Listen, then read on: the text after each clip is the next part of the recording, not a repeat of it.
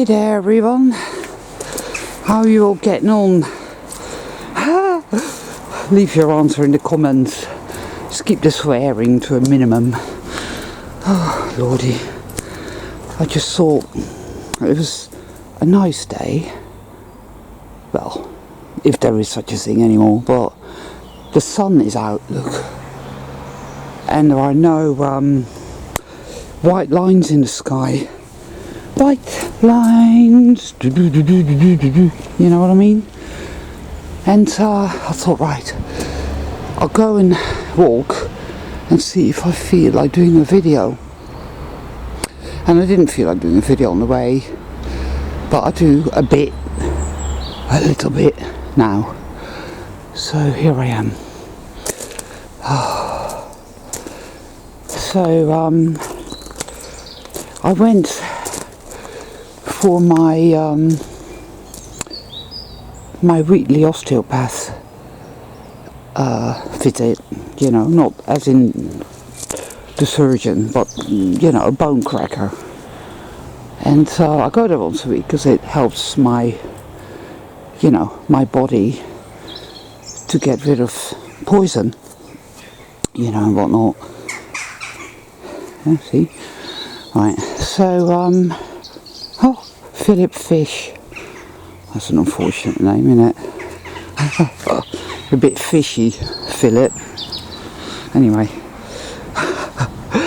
so there I go to the osteopath, and I see this Polish lady, and she's really nice. And I just, afterwards, it just all came crowding in to my consciousness. Like, what the fuck, Anika? What the fuck are you doing? Because I'm there, and I've been feeling like absolute crap. This is the sort of thing that makes me feel like crap. I just no doubt why it's there. And I'm just going to sit down here, guys. Look, nice tree, huh? Can you see that? So beautiful. Bit of sun, birdies. Anyway, I feel like shit, you know, mentally, emotionally, physically, because I'm doing my inner work. My awakening is going on apace, and it's going deeper and deeper and higher, and I'm getting the insights and the revelations. I've cleared another layer and whatnot, but you know, this ain't fun. For those who are really doing the work, it's fucking hard going. It's really, really tough. No, that's a major understatement. It just is. It's so fucking wow. Anyway, but I was there, and I was having this conversation, saying, oh, so how did your trip to Bristol go, and blah, blah, blah. And it's like, how fucking big and wide and poisonously toxic is this codependent garbage? You know what I mean? We live in a world where we are all in a state of dissociative trauma and self-hate and anguish and rage and terror and grief. Yeah? All around us, the fucking simulation is disintegrating and falling apart.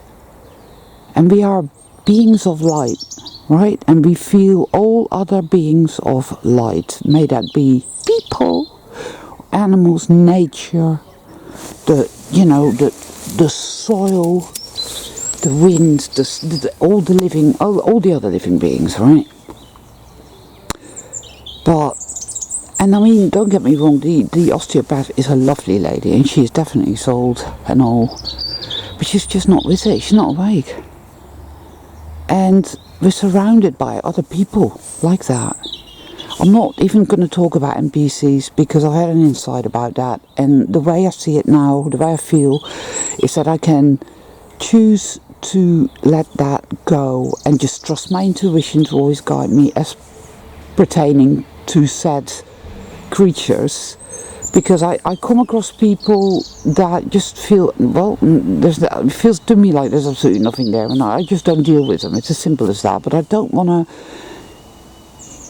that it brings up that victimhood, that hate, that rage, and that is what evil wants, and I just won't play that game. No more, I'm done.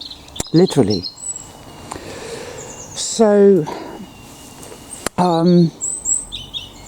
look, little large riding boots. Well, actually, they're not that large. They're a bit too big for me, but anyway. So, we are surrounded by other soul beings who are equally dissociating and in a state of absolute anguish. I mean, years ago, I had a friend that kind of dropped out of my life for months. And I was busy and I was dissociative and you know, messed up in those days, so I didn't really clock home. But like, I saw her like 6 months later and I said, "Where you been? What's going on?" And she sort of very slowly and very softly, "Oh, I've been depressed." The shame that she felt about being depressed, you know? Like, on top of being depressed, you feel shame for being depressed because you're surrounded by people that don't want to know. They don't want to know. And it's more so like that now than ever before, yeah? So, I remember during the PSYOP years where it was all this, "Oh, we're all alone together." Do you remember that one? Truer words have not been spoken. Fucking hell, man. It causes a terrible, it is a manufactured disconnect, an inherent manufactured disconnect. And that's why you see so much crap in nature, because people are disconnected from themselves and disconnected from each other and disconnected from nature.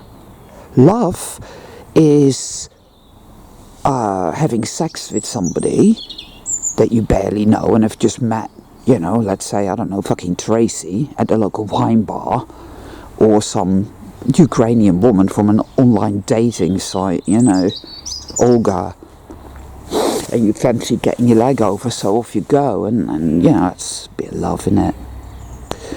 Don't get me wrong, there are those of us who do get it. We know that love is a consciousness, right? And the love and being in love with someone is sort of a part of that. Sort of. Very minor part. I mean, you first meet somebody and you're in love, you know, you get those washing machine feelings in your gut and all that. But it's when that begins to fade and the work starts and you go through shit together, and it's whether you can, you know, when you can stand miles together, you know, then it becomes soulmate type stuff. You have each other's back, you have your own back, you learn together, you grow together, you help each other to grow. That is love. That is love. That is pure commitment through the rough and the smooth. And let's face it, in this thing we laughingly refer to as reality, there's a shit more rough than there is smooth. Let's go for a little wander, guys, okay, because my ass is getting cold. Ah, look. Beautiful. Hello. Beautiful. There is goodness in this world, people. And this is what the dark side doesn't like. It doesn't want us to see that or feel that. It wants us disconnected. It wants us having codependent, bollocksy conversations, you know. Oh, I call them hairdresser conversations, because that's really what they are. Oh, you're really nice today. Yeah, I'm going to take my AK-47 down to the local shopping centre. Oh, it's lovely. It's a nice day for it, isn't it? That sort of thing. But it was a bit like that. And I had absolutely no business talking like that. Had I been honest, I'd have said, look, I feel like absolute shit. And I would have perhaps expounded somewhat on my journey, but she wouldn't have understood. And it would have made her feel awkward. And her demons would have told her to dissociate and turn around and just, yeah, whatever. You know how that goes, right? It is a constant feeling of awkwardness, of, oh, you can't, everybody asks you when you're out and about, how are you? And you always say you're fine. Oh, I'm fine, everybody's fine, yeah, everybody's fucking fine. Yeah? Wow. The bigness, I'm gonna use, I'm gonna get to this whole simulation language thing in a minute, right? But the bigness of the disconnect and the lack of love, the trauma that it causes, which then, you know, of course, is circular, comes back again, and it just goes further and further down all the way. It's a dreadful state of existence, and this is what evil needs. That is what, well, is the mass consciousness. That's what it is, you see. Nobody wants to acknowledge the truth. The elephant, various elephants, mind you, as well, in the living room. They're all vying for attention in that living room. There's barely any space left.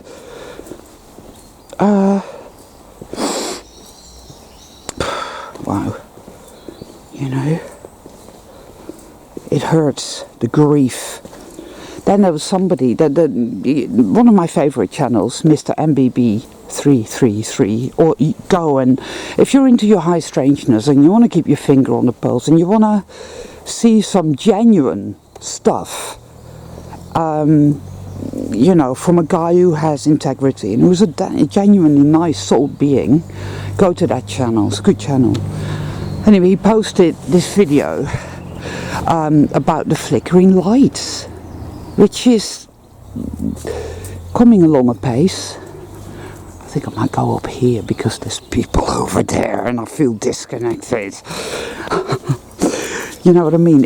My intuition always guides me and goes, don't go that way, because no, there's nothing, that's, you know, washing powder, stay away.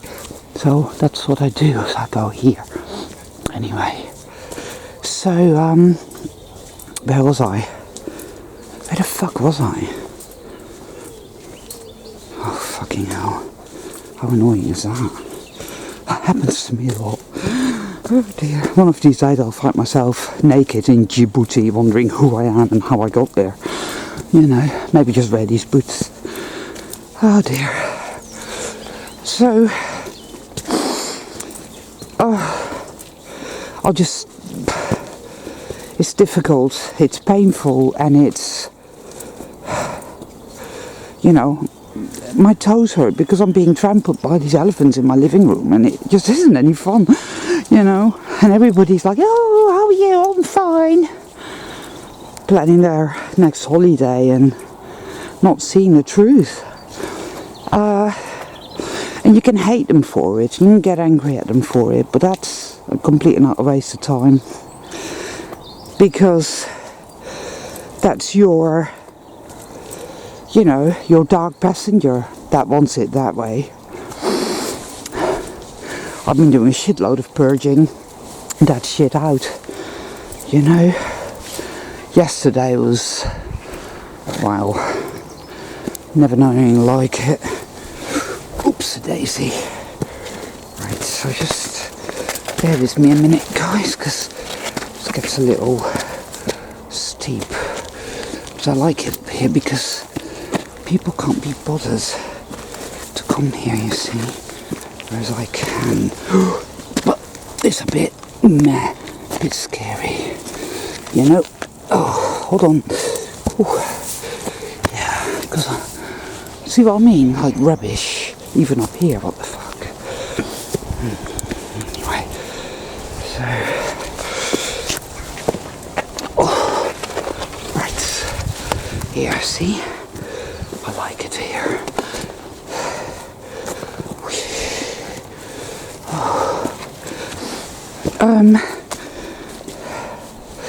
You know, and you get these nice new agey people and these nice new agey memes. Oh, I've got some white lines over there. Anyway, this means saying that surround yourself with like-minded people. Yeah, sure. If you can find some, let me know, because there just aren't any around. I'm sure there are, of course there are. I mean, you're there, you're listening to my videos and whatnot, but it's, you know, you're lucky if you can find one person who's on the page, right? I am very lucky in that respect. I have a best friend who is on the page with me and really digging in there and doing his inner work. And I'm so fucking grateful for that, man. You know, so grateful. Because it's rare. And you're out there, and you might be the only one you know. And you might be having those hairdresser conversations and feeling fucking heartbroken and bereft, you know, in anguish. Realising what has been done here, because that is what screws the dark passenger consciousness in more than anything. That complete disconnect. What the fuck? You're depressed. You should be ashamed of yourself. Right? The truth is that depression for a lot of soul beings is awakening. That's what it is. My friend's father, I think he was beginning to wake up when he went to his Royal Navy. Oh, what the fuck? When he went to his Royal Navy, you know, where people get back together. What's that fucking thing? And he saw all his mates and they were all alcoholics, and he changed after that, and he became very depressed and whatnot. How bloody typical. Right.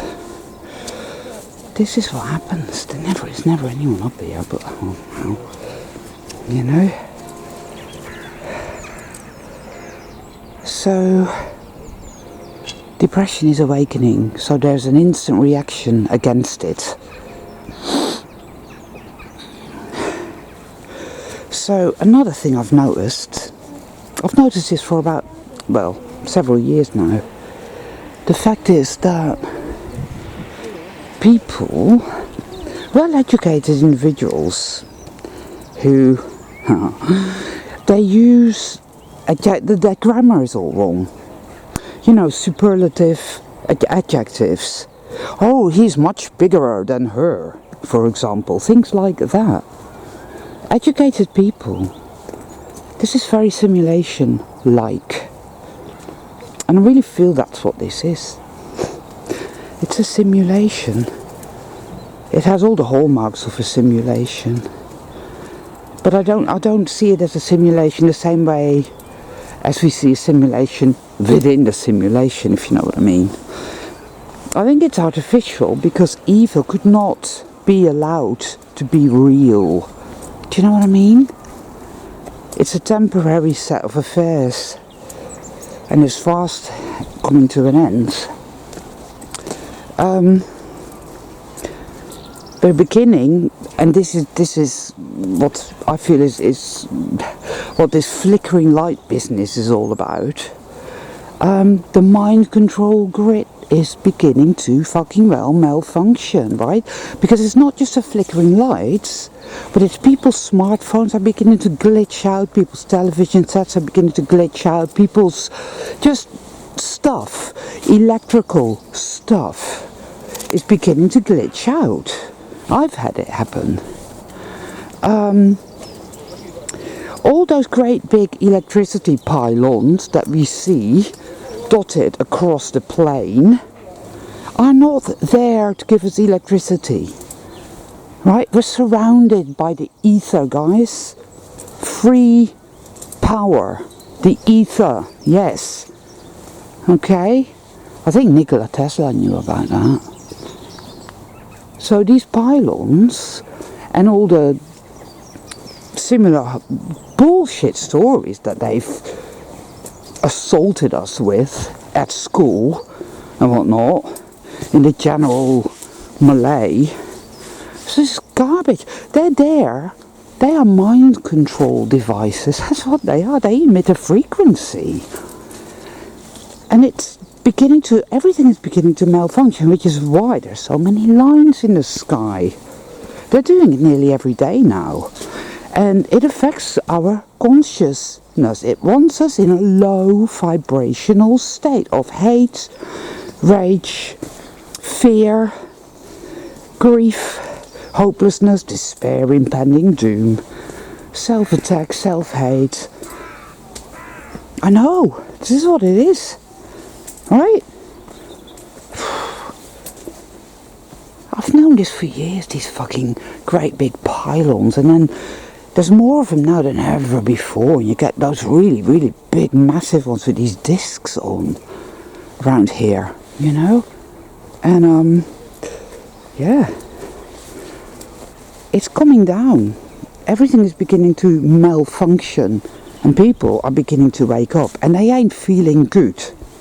It's not like back in the day, 20 odd years ago when I woke up, and at first you think, whoa, the government is evil, and you feel like you've just smoked crack. You're like on a high, you know. You think, wow, yeah, I must go out and tell everyone. I'm sure they'll want to know about this. I remember I had a friend round and I was telling her about 9/11 and she fell asleep again with her head went conk against the back of the sofa and she was gone. It was like, whoa, what the fuck? But no, it's not like that now. People are fucking miserable. Have a look around, right? And my friend, because he's a gardener, so he does the rounds, and he sees it, he hears it all, and his customers talk to him, you know? Beginning to put 1 and 1 and 2 and 2 and 3 and 3 together and realising that 1 and 1, 2 and 2 and 3 and 3 is just all fucking bullshit. They're beginning to feel their slavery, they're beginning to feel the horrific trauma that has been, you know, caused by all the fucking abuse. I mean, the abuse, that the way that they've manoeuvred and manipulated and gaslit us to such an extent that we can't even own our own emotions, own that there's a hostile invasion in our own consciousness. We can't see it, we don't want to because it's too painful, you know, it's a knee-jerk reaction. No, I don't want to go there, I don't want to go there, I don't want to go there. Yeah? But it is what it is, right? So that is what's going on. People are waking up. They're seeing it, their eyes are beginning to open. And they're becoming mean-spirited because they're filled to the brim with abject rage and they don't know what to do with that yet. They don't know who the enemy is, and even if they did, they wouldn't have no recourse to get vengeance or anything, and even if they did, it wouldn't really solve anything, you see. So there's a lot of purging, collective purging going on. The rage and the hate is, well, the cup is overflowing. So my friend Mr. MBB did this video, and the lady talking about the flickering lights had Parkinson's, so her speech was inhibited, and apparently lots and lots of people left really nasty comments, and that really got to me, you know, because when I listened to the video I had those thoughts in my head. They were horrible, nasty, judgy, just nasty thoughts, you know, and I'm ashamed to say, but I didn't question them at the time. And then when he posted his next video and went on about how he'd blocked all these people that left these really horrible comments and how he was really hurt about that, and apologising to Mary, the woman who did that video with the speech impediment, it dawned on me. It was like, oh my fucking god, I did that too, you know. And it hurt so much. My heart felt like it was going to explode, because when we hurt someone, we hurt ourselves. And when you think about all the times where you've acutely, overwhelmingly felt the pain of another being suffering, say an animal or something, or a person, or a child, you're feeling your own pain as well. It's a pain that perhaps you've not really wanted to feel because you're scared to feel it, because it's a tidal wave of grief and pain of the disconnection, right? That we've been maneuvered into. Yeah? That is what that is. And it hurts. And it's got to be felt. It's got to be honoured. You know? It has to be honoured and it has to be felt. Behind that rage lies that terrible, terrible grief. Because we are connected, you see. The disconnect is an enforced state. And it's so pure evil because the truth is that we are connected. You know? Because we feel each other. Because all that grief is there. We do care. We do love. We are connected. Because we are all living beings. We are a sea of consciousness. So, yeah. And when you go around looking at people, and I do this, I'm you know, I find myself doing it, and then I have to stop myself again and say, stop it, stop. Because you see people behaving certain ways, or looking certain ways, or doing this or that or the other, and you think, oh, that's an NPC, or that, or that, or that. Just be aware. Because there are people that are so fast asleep that they may well appear like an NPC. And who knows what their reason really is for being there. And what right do we have to judge? And what are we doing? What are we bringing into the simulation when we're, you know, engaging with that shit? That's what we're used to, you know? It's a defense mechanism. You're in such a hostile climate that you feel the need to continuously defend yourself. Your defenses are, you know, judgment and rage and whatnot. And there's just all these different defense mechanisms within us. Programs to, you know, designed to keep us trapped, going around and around in the most toxic, self-destructive catch-22, and everybody else is in that catch-22, and that's it. Scary shit, isn't it?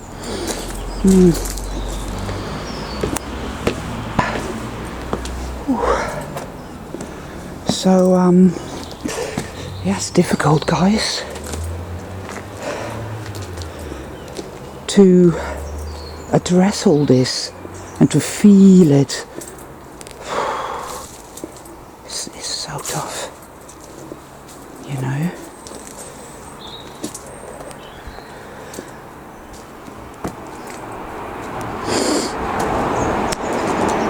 All that guilt and all that shame as well that's coming up. People are apologising all the time, and I mean, they do it a lot here in Britain, you know. Oh, sorry, oh, excuse me, sorry, I exist. And they teach their kids to do that, yeah. Oh, the evil that has become entrenched here is just, oh, wow, it's beyond any words. It really is. But, look, there we are. They're beautiful. Okay. We take what we can get, guys, hey? This is where my car goes for repairs. He's got a really nice dog, little Staffy. I do like Staffies, they're cool, you know.